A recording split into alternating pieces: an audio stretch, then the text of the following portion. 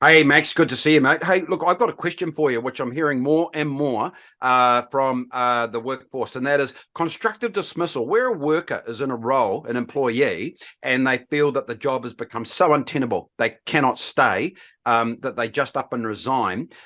What deems constructive dismissal, where effectively the employer has got rid of them through just making life horrible?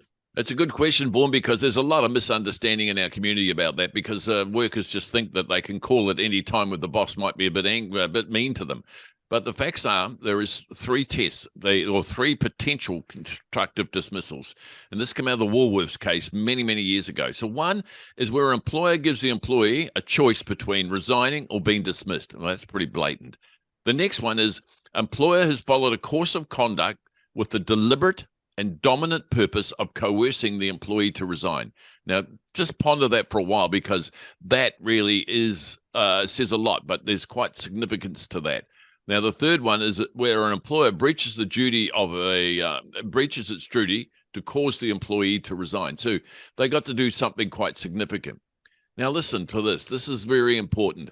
The judiciary are very reluctant to impose this constructive dismissal, except in extreme circumstances. So the level of proof has got to be, proof's got to be provided by the employee that they were forced to resign, virtually forced to resign.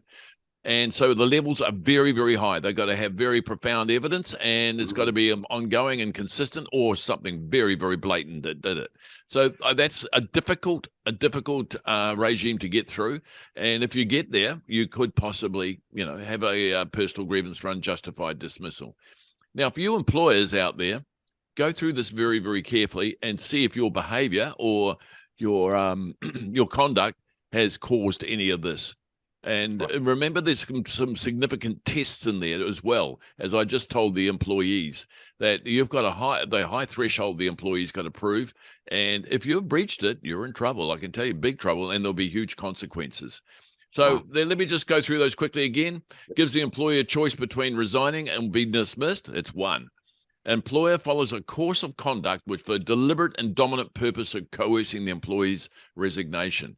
And that's the test for that is they've got to expect the employee to resign from it.